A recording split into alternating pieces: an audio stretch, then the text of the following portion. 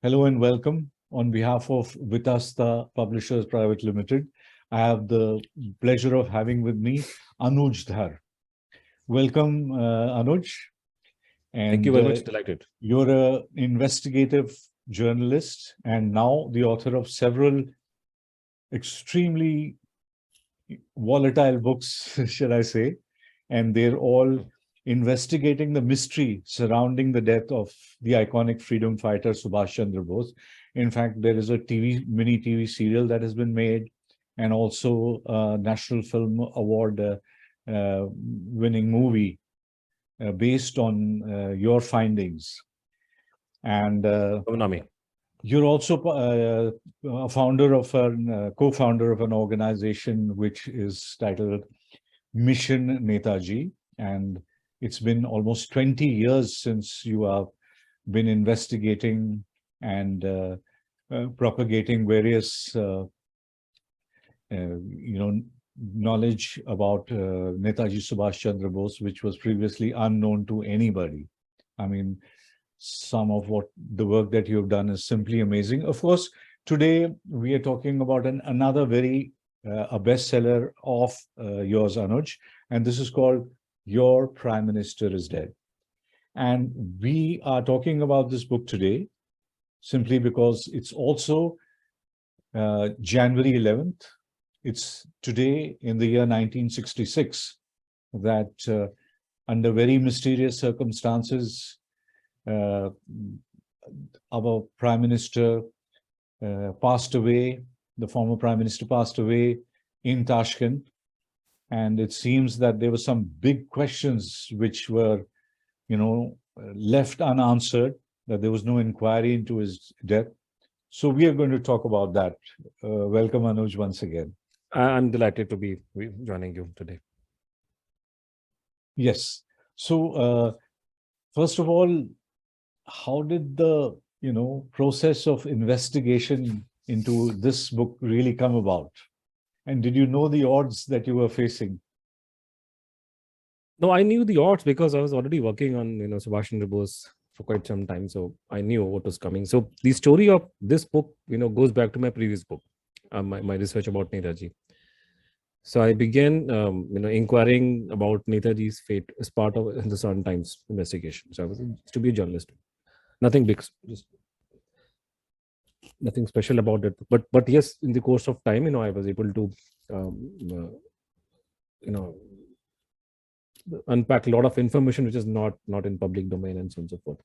So when I was inquiring and when I was talking to people, going around and discussing the issue of Subhash Bose, invariably people would talk about Shastri's issue also. And you would have agree with me that in our country, whenever we discuss mysteries in the realm of politics, so just about everybody will discuss the Shastri issue along with Subhash Bose's issue. So these are the two topmost. There have been, of course, controversies about the deaths of other icons also and other historical figures. Even the day before yesterday, I believe Samajwadi Party leader was talking about he didn't want to have a cup of tea at a police station because he thought it might be poison. So even the Samajwadi leader, just not his name, I'm just forgetting. So even his death was controversial. Many deaths, starting with Shyam Prasad Mukherjee and so on, so forth. The people have been wondering, and there have been discussion. And of course, it happens, usually whenever somebody well-known dies, and if death is sudden, so people do have questions. So all the same, we have in the realm of politics, we have been discussing for many generations deaths of certain individuals: Shyam Prasad Mukherjee, Subhash Chandra Bose, Lal Bahadur Shastri, and so on and so forth. So when I was inquiring about the Netaji issue and going around talking to people, so every now and then people would raise the issue of Subhash Chandra Bose and Lal Bahadur Shastri together. In fact, Shastriji's family, in particular, was they were sort of linking both the cases. In fact, some members of the family have gone public saying that the Lal Bahadur Shastriji's death is linked to the Netaji's case. So I in 2005 or 6, me and my friends, we go by the name of Mission Netaji, we had this thought coming to us, that the only way to go to public would be to make this issue relevant, the Netaji's death. And the only way we could see forward was to use the Right to Information Act, which was enacted in 2005. You would recall that. And so we began asking question about Netaji under the Right to Information Act, and we were denied, and this made news. And this is how the whole thing started. So then, of course, it struck me then when we are asking question about Subhash Bose under the RTI from various ministries, why not Lal Bahadur Shastri? So it was in 2009 or 10. For the first time, somebody put a question to the government of India about Lal Bahadur Shastri's death. So then the answer came. Uh, there were some information which they didn't want to divulge. So that created news, and there was news in India, outside, even Russia. And one good outcome of it was that Kuldeep Nayyar, the famous journalist, who had all along, gone with the official view of Shastriji's death, he changed his mind. In fact, then he came out with the book, his last book before he passed away, in which he has said we were also doubtful. And then he has, mentioned my RTI. And this was happening, but this particular book happened solely because of Vivek Agnihotri ji.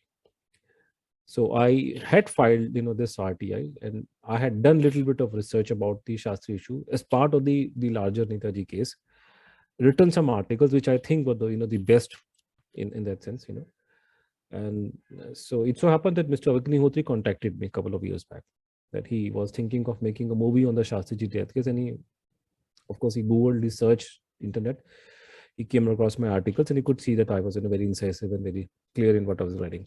So he said, okay, let's, this is, so I became in a sense part of whatever he was doing. So I said, yes, in national interest, I would give you all the help which I can. So I gave him my research inputs. These are what I think, whatever happened. So this is how this is, and then he, named this film now famous, the Tashkent Files. So when this was done, then I realized that now there's going to be a movie about Shastriji's case, and I would be linked to it. So I might as well do a book, because there's no book about it. Nobody has done a book, and let me try and do an attempt. Now, insofar as Netaji is concerned, there have been many books. I mean, I would say, of course, mine and Chandrachu's is best, but there are many books. So the people have different kind of theories. But there are multiple players in the field. Now, in case of Lal Bahadur Shastriji, there's nothing absolutely whatsoever. It's total blank. Nobody has done a book. The only person who tried to do a book, but he was able to do only a booklet, was Daya Bhai Patel, Sardar Patel's son. He was a member of parliament. So he wrote a booklet in 1970s that which accused the government of India of cover-up, and he thought that Shastriji was killed by Russians, and Indian government has a lot of things to hide. But it was not a book, it was a booklet. So I thought, let me, try and make an attempt to do a proper book. So this is how this idea struck me. After I was through with Mr. Agnihotri, whatever inputs I had given him then, and then I did some more research.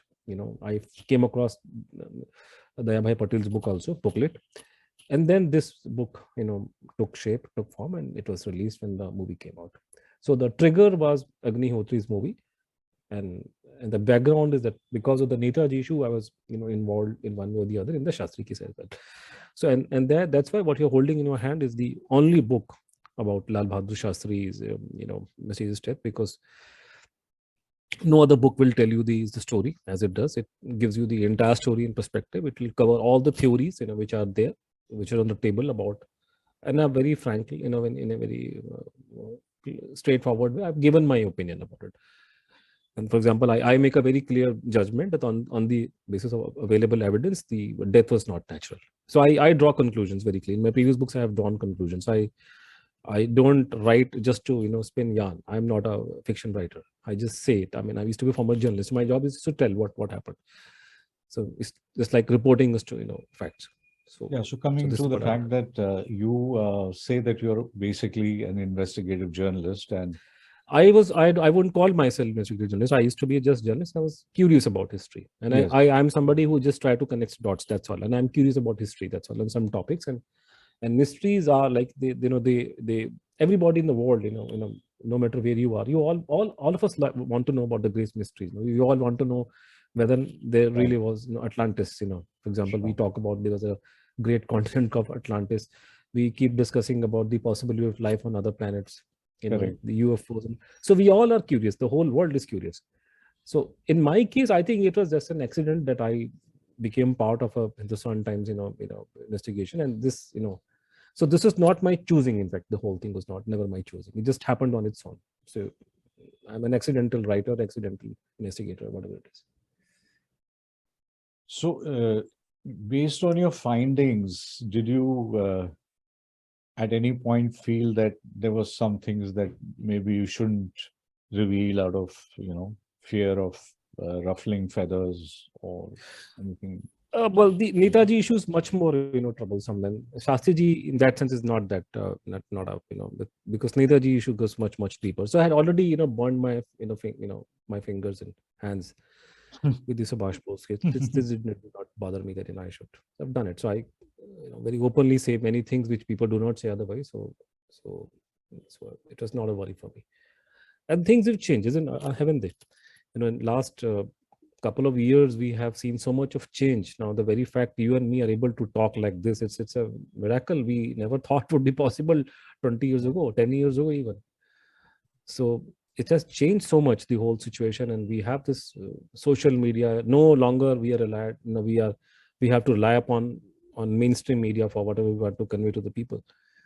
So things have changed a lot. So I believe the circumstances were very favorable for me, in the sense that I'm writing and I'm doing these things at a time when people are more receptive, because people know a lot, because people have access to information like they never had previously. Yes, there were problems because my first Netaji book came out when Congress Party was in power, and the Shastri book, I believe, came out when this government was in power. Otherwise, I have been writing and saying things even when Congress was in power. But circumstances have changed. So I think they were very favorable. So it's whatever your mission or whatever that you set out to uncover, it was not. It can't be that it was a political, that it was something that you were targeting. It is political because it relates to a politician, and its whole thing is about government cover up. So it's political in that sense. And me and my friends, we lobby for his resolution. And I'm a student of political science. I'm in political science, and I can tell you there's politics everywhere. Even in the cricket arena, there's a politics. So the politics in Bollywood everywhere. So I do not know what is politics, but I am not linked to any political party. I may have my liking. I'm a voter. I have my duties to I have to. This is not a it's a democratic country. We have to vote. Of course I do that. I may have my point of view of on various subjects, like anyone of us. But then I'm not into any political party. People keep this is a very old way of you don't like somebody, so you start talking nonsense. So you will invariably come across when you go on internet and social media. So people, just because they do not like what I've written about Netaji, they say he's an RSS agent, he's a BJP agent, and IT cell man, something like that. So that's no, I have no link whatsoever. In fact, I criticize the government of this government also a lot. In fact, I hold them responsible for both the cases. They are not doing what they should have done. So I support them in other things they have done, but in with regard to the Netaji case and Shastriji case, this government has Modiji's government has not done what we expected them to do. So I'm critical of all of them. So in fact, so the whole idea of but then yes, these are political issues, and if my aim is to get files declassified, so I have to go to politicians. I cannot go to some priest sitting in a temple to get the file declassified. So when you go to politician, so you have to couch your your whatever you want to convey in that language they understand. So the subject has to be raised, but you might you would like to take a look at what I've written. It's very academic in that sense. I mean, I'm not an academic, but then you're talking about everything. I'm very the book is very sensibly written. It's not a book, and whatever I say, the two different things. So everything I write, I have given proper citations. The conclusions are very clear cut. People are free to draw, question me on those things. I mean, there's no point, saying that you're an agent of this and that thing. That's not a valid criticism. If you don't like, if you say your assessment is wrong, please tell me. I will accept it. If I say it's wrong. So what do you think should have been the next action following these revelations? I mean, the action I've written in the book, I have concluded. In fact, what I've done in the book, I have done a survey of various theories about, Shastriji's death. So the first question which I have addressed, and which is the starting point in this case, that the official version that Shastriji, who had a history of heart problems, he died of a heart attack. So there was a heart attack and Shastriji died. That is the official version of Shastriji's death. Now Shastriji's family and many people who were close to him, they disputed that line, and they said no, he was murdered and he was poisoned. So first determination I have to make is to whether this is correct or not. So if he died naturally, obviously the whole story ends there. There's no way, no point in going and digging further. So I have done that. So I've gone through a lot of things. So there are, for example, I find the government's behavior was not I would expect, in such cases. They were, for example, they lied in parliament. They should not have lied. So there's no, why should you lie? So they lied, they covered up. And the problem was, when you want to make a determination about Subhash Chandra Bose, you have multiple records from multiple countries, a huge number of records available. And there have been, at least 4 inquiries set up by governments. And there are multiple intelligence inquiries in different countries. So you have heaps of information, heaps of data available, reams of data available on Subhash for that case. Shastriji was nothing whatsoever available. Statement in parliament, 3 pages, that's all. That's all you have, nothing else. So how did you manage to? I dug around. So I went around here and there. For example, this booklet I was referring to you to, the Dayabhai Patel's booklet, written was Sardar Patel's son. People don't even know Sardar Patel had a son. I had a lecture in Gujarat and Vadodara. So I asked people, do you know who was Dayabhai Patel? And nobody seemed to know. And that made a story in Gujarat Samachar, front page story. The people do not know Sardar Patel actually had a son. His name was Dayabhai Patel, and he was a member of parliament for many years, not once. Several terms he became a member of parliament. So he did this investigation about Shastriji's death, and he put the blame on Russians and our government. This booklet was nowhere to be found in India. It was not available in the Shastri Bhavan Library, which is the Central Reference Library of India. Not available in the in the National Library in Calcutta, which is India's National Library is in Calcutta. It's not in Delhi. So it is not available there. So I tried everywhere. So this booklet seems to have vanished, from Indian libraries. So that's one, Right. So otherwise, if you go to the Central Reference Library or Calcutta's National Library, anything was written, they're available. So it was only in America I was able to locate, a copy of this booklet, and I made use of it.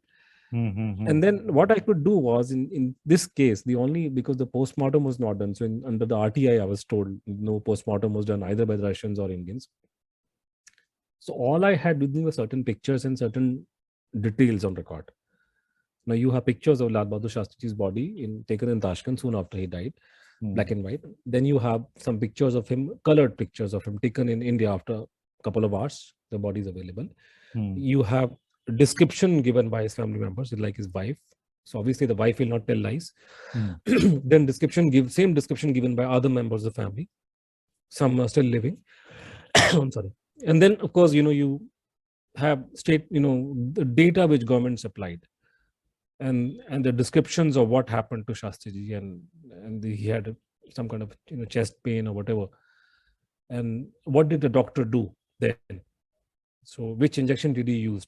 Right. And that time, and then what other medicines used by him? Who were the Russian doctors who came in? So this is the data available on government records. Yes. What did they do? After all, we are talking about a prime minister. Yes. So there are some details available. And then when he did, unfortunately passed away, so they tried to preserve his body, and they injected some liquid in his body. What was it liquid? What was it made of? Because I'm not a scientific person, so I need to know the exact name, chemicals name or whatnot. And I collected this entire data and made a brief around it. And this brief was describing the whole situation and how Shastriji was then, and how the body looked there and how the body looked in India. And then I put this question to 10 forensic pathologists. Is this compatible with a person dying of a heart attack? This body that you see, this condition of the body, or this is how the family is describing. This is what the government is saying. Do you think this is compatible with the version that he died of a heart attack? Right. The forensic pathologists are the doctors who are there when, in past people have tried to, raise the same question with cardiologists. Hmm. A cardiologist are those who will look after your hearts when you're living. Hmm. When a person is no more, there's nothing for cardiologists to do anything. There is, the Hmm. postmortem guys will come in the picture. Yes. So these are the people, the forensic pathologists are those who do the postmortem. Hmm. So I spoke to 10 of them. Some of them are very prominent. Hmm. I posed this question, ki, look, this is the data on record. So what do you say? So all of them told me without blinking their eyes, it's a case of poison. And, and since it's a very controversial thing, not everybody is willing to go on record. So of these 3 and 4 of them gave me in writing the reasons why they think this is. For example, the body had bloated. Hmm. So bloating of a body takes place about 48 hours after somebody has died, and nobody is taking care of the other body.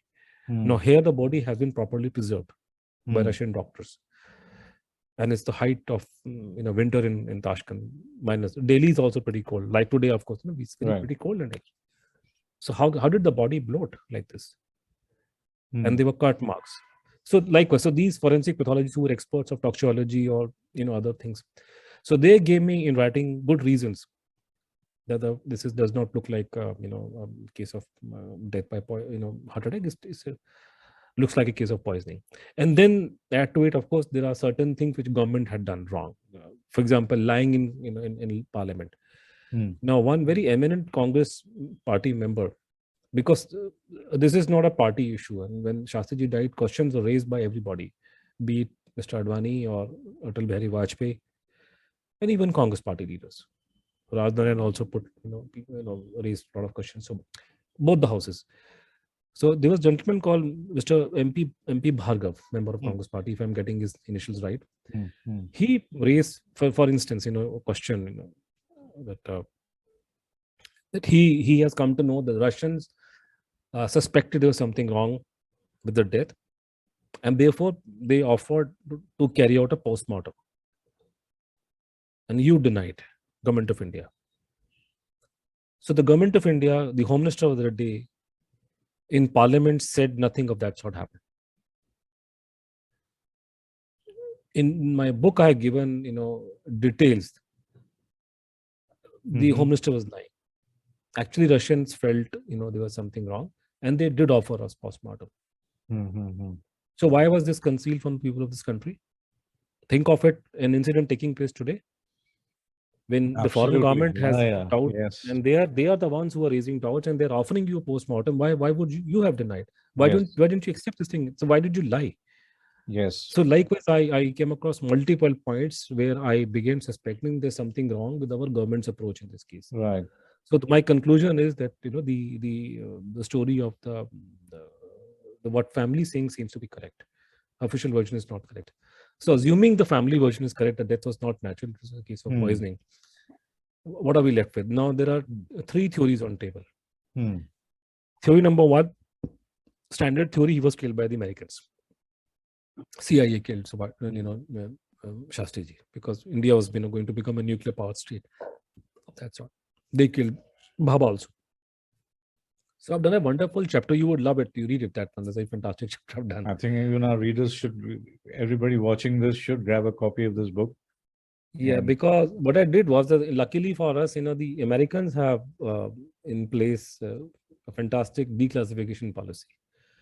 And this is the only country where even the intelligence agencies, release information in public domain. CIA does bring out information. No other country in the world, will go that far.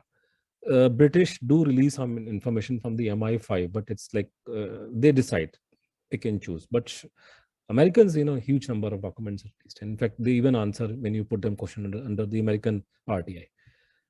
And so I checked some of the papers. I physically, went to the American archives, National Archives in Maryland, and otherwise also. And I checked, and I came across numbers of papers about Shastriji's.